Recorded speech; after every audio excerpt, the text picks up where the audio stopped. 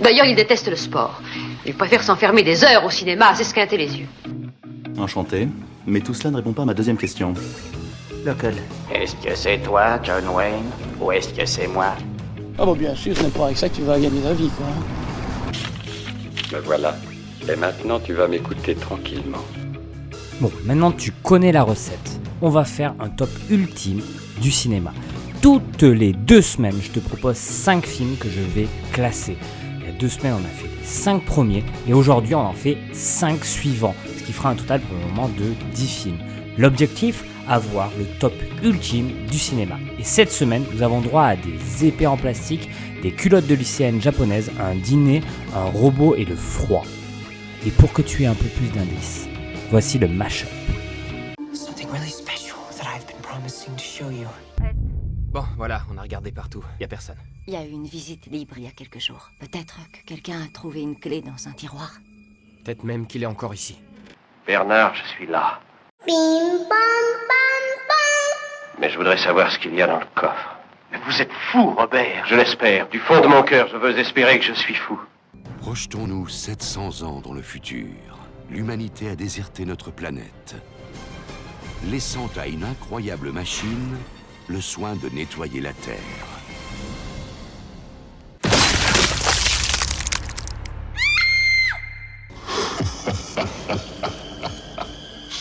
Le premier film de ce top est donc Légende, sorti en 1985 et réalisé par Monsieur Ridley Scott.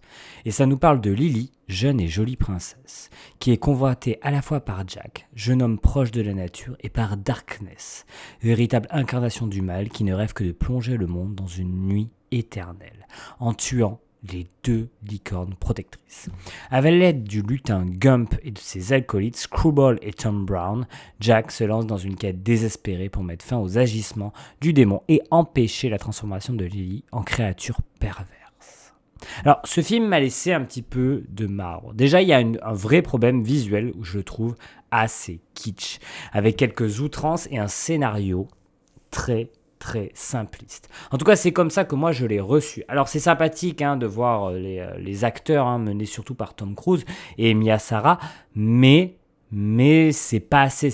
En plus, Tom Cruise, il est niais, mais il a un niveau de niaiserie comme tout le film. C'est-à-dire que tous les gentils du film, ils sont niais. Puis en plus, on y voit aussi la grande finesse à appeler Darkness, le grand méchant. On a compris. Et c'est là le problème du film. Il n'est pas complètement horrible, on passe pas un moment exécrable devant, mais c'est un petit peu long, c'est un petit peu fade, c'est un petit peu surécrit, et franchement, ouais, il y a du surjeu et des effets visuels extrêmement datés, donc c'est clairement pas ma came. Je sais qu'il y a certaines personnes qui l'apprécient, moi ça ne marche pas du tout, et je suis triste de le dire, mais je le mets dans les mauvais Ridley Scott, et il y en a une palanquée.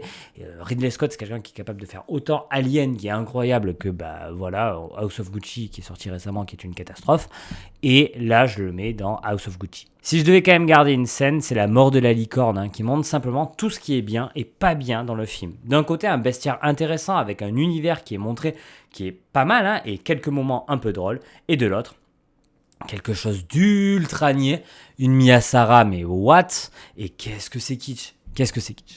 Au niveau de la place, écoutez, je vais quand même le faire dépasser Thor, mais je vais pas réussir à le faire dépasser Goliath. Il va donc être 4e pour le moment. Pour le deuxième film, nous allons rentrer dans le cinéma japonais. Et on va y rentrer avec un film méconnu mais sacrément intéressant, sorti en 2015. Il s'appelle Tag de Sonotion.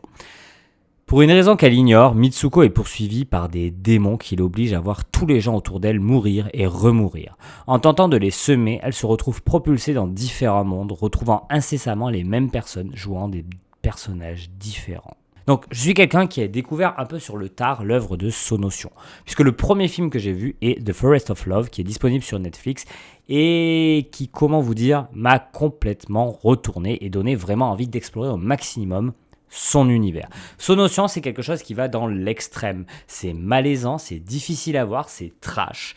Et c'est toujours une vraie critique du système japonais et des choses qui ne vont pas dans ce système japonais. Et quelques petites culottes de lycéennes, j'ai j'en suis désolé. Avec Tag, je ne suis absolument pas déçu. Alors oui, hein, il y a des défauts visuellement, ça pique à certains moments. Je pense surtout à la scène d'introduction qui risque un petit peu de mal vieillir. Et clairement, l'aspect pervers japonais du réal peut être un peu limite par moment. Mais ça fait partie du charme et de tout ce que veut nous mettre sous notion. Le film est perturbant, généreux dans ses effets gore avec une vraie parole féministe. Oui, c'est paradoxal avec les culottes, mais croyez-moi, c'est réel. En plus, il y a une véritable montée en pression jusqu'à une résolution qui est très très satisfaisante. Chaque acte, il amène un petit truc en plus, ce qui fait qu'on n'a pas, je préfère le film, il y a 4 actes, 5 actes, 4 ou 5 actes qui se créent devant, et souvent il y a des actes qui sont moins intéressants que d'autres. Là, ce n'est absolument pas le cas. Le film arrive à faire une gradation qui est vraiment excellente. Bref, Tag, c'est un excellent film à découvrir de toute urgence. Par contre, les personnes peu habituées au cinéma d'horreur et ou ayant peur du sang, passez votre chemin. Je pense que vous pourrez essayer de le voir plus tard, quand vous aurez un peu plus d'expérience sur ce type de film-là. Si je devais gagner une scène, c'est bien entendu l'introduction. Comme je vous dis, elle risque de mal vieillir, elle a des effets un peu mauvais, mais elle définit toute la montée en tension du film et elle nous donne une vraie belle introduction et un vrai what the fuck japonais. Et ça nous met direct en condition pour le reste du film. Je vous avoue que là, on est sur le 7e film que je chronique sur celui-là. Et je vous le dis, l'objectivité était déjà morte avec Unforgiven. Pas avec Unforgiven, avec Shaun of the Dead. Mais là il est numéro 2. Je vais le mettre entre Unforgiven et Shaun of the Dead. C'est la 2e place. Je sais qu'il y a plein de gens qui vont le mettre beaucoup plus bas parce que c'est un film qui serait tendancieux, qui serait difficile. Mais moi, j'ai adoré. J'ai pas réussi à le faire passer Eastwood parce que Unforgiven est un excellent film. Mais là, il est numéro 2. Pour le 3e film chroniqué aujourd'hui, nous allons partir juste après la Deuxième Guerre mondiale. Nous allons parler de La Corde, sorti en 1948, de Monsieur Alfred Hitchcock. Deux étudiants en suppriment un 3e pour la seule beauté du geste. Défi suprême, le meurtre précède de peu une soirée où ils reçoivent les parents de la victime et leur ancien professeur. La Corde est un huis clos anxiogène dont seul Hitchcock est capable de concocter. Bien filmé, bien écrit, bien joué et avec pile poil ce qu'il faut en retournement. Bref, La Corde, c'est le prototype du thriller ultra efficace, à qui on ne peut pas reprocher grand-chose. Pourtant, il m'a manqué un je ne sais quoi pour m'emporter. Sûrement parce que, ayant déjà vu avant celui-ci les chefs-d'œuvre que peuvent être Vertigo ou Psychose, j'avais la comparaison directe avec celui-ci, qui est très sympathique, qui est extrêmement bon, mais qui est quand même un cran en dessous. Ne me faites pas dire ce que je n'ai pas dit. La Corde, c'est un excellent film, c'est une pépite pour comprendre comment montrer les choses. Mais ma sensibilité a fait qu'il m'a manqué de l'humanité pour pouvoir rentrer réellement dedans, pour être vraiment en adéquation comme je peux l'être avec Psychose et Vertigo. Pour ma part, par contre, je pense que c'est une superbe porte d'entrée dans le cinéma d'Alfred Hitchcock, qui n'est pas toujours très malléable, qui n'est pas toujours simple. Vertigo, Psychose, ça peut être sympathique, mais je trouve que c'est bien d'avoir un petit recul sur ce qu'il a fait avant. Là, on est vraiment sur l'efficacité du maître, sur ce qu'il sait faire de mieux et qu'il fait avec maestria. Un film ultra efficace. La Corde, je vous le recommande chaudement et ça n'a pas du tout vieilli. Si je devais garder un moment du film, c'est l'introduction avec ce meurtre qui est simplement génial. Au-delà de nous développer son titre de suite, il exprime toute la psyché des deux tueurs tout en mettant en place le plot du film. C'est une introduction brillante comme il n'y en a que trop peu dans les films et il faut donc le souligner. Bravo Monsieur Hitchcock, votre cours de cinéma est excellent.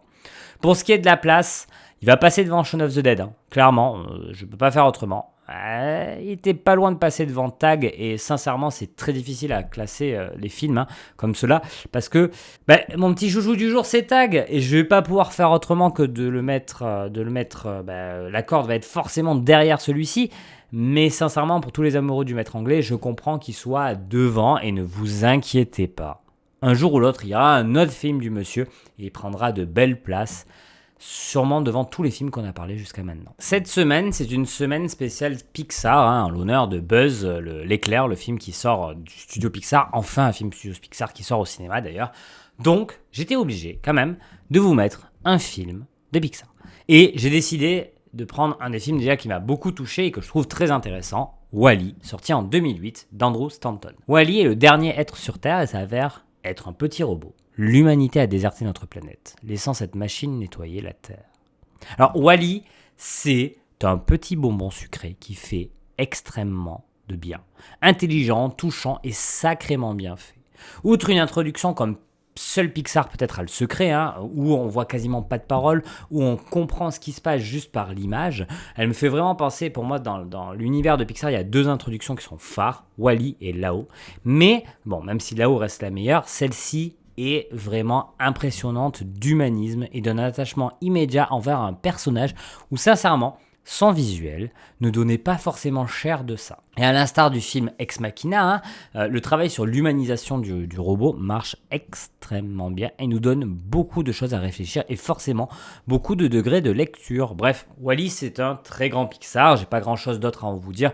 Vous connaissez déjà extrêmement bien ce film, il faut le voir, le revoir et encore le revoir. Et si tu ne l'as jamais vu, mais regarde Wall-E parce que Wall-E c'est génial.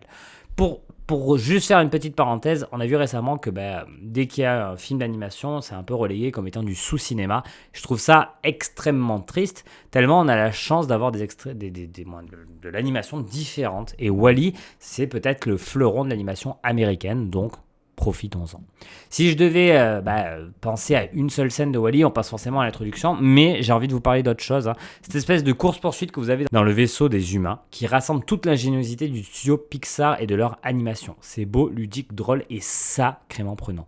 On pourrait presque croire que c'est pensé comme un court-métrage, et du coup ça donne un segment qui booste tout le récit, et qui lui-même... On était dans un moment où peut-être ça pouvait perdre un petit peu de vitesse et là ça donne vraiment une fin en apothéose, une montée pour cette fin en apothéose. C'est mon moment préféré de Wall-E. Pour ce qui est de la place, alors j'adore le film, mais il n'a pas pu vaincre l'efficacité du Hitchcock et sa place donc juste en dessous de celui-ci, entre donc La Corde et Shaun of the Dead. Pour moi, aucun débat sur le fait de le mettre devant Shaun of the Dead, mais sur La Corde, compliqué. Ce qui fait qu'il est actuellement 4e. Le dernier film de la sélection, c'est The Open House, sorti directement sur Netflix en 2018. C'est un film qui a été réalisé par Suzanne Coote et Matt Angel, et ça nous parle d'un adolescent et sa mère, emménageant dans une nouvelle maison habitée par des forces menaçantes. Et si tu ne connais pas ce film, moi j'ai regardé pour une seule chose, pour expliquer un petit peu, c'est que c'est l'acteur de 13 Reasons Why qui avait le rôle titre. Je me suis dit, ça peut être sympa, pourquoi pas de voir ça. J'avais bien aimé la première saison de 13 Reasons Why, je me disais pourquoi pas essayer de voir ça. Et ça fait partie du néant cinématographique de sorties un peu trop abusives que nous donne souvent Netflix. La vie va être très très court. C'est vide, mal filmé, des plans fixes, champ contre champ. Les acteurs, ils sont complètement à la ramasse et même la musique, elle est déprimante à souhait. Du coup, tu te retrouves face à un film qui est catastrophique, où rien ne marche, où on s'ennuie et où c'est même pas assez débile et nul pour en devenir drôle. Non, c'est même pas assez assez mauvais pour être un nanar. Non, c'est juste long et ça donne un goût dégueulasse dans la bouche. On a l'impression d'avoir gâché 1h30, 2 heures. Je ne me rappelle plus exactement la longueur du film, de sa vie. Si je devais garder quelque chose, la tête de Dylan Minnette, donc l'acteur principal, pendant tout le film qui alterne entre le « j'ai envie d'aller aux toilettes » et le « tu as vu mon air mystérieux de très mauvais goût ». C'est nul, mais quand même ça a réussi à me donner 2-3 sourires, ce qui est déjà pas mal pour un film autant abyssal.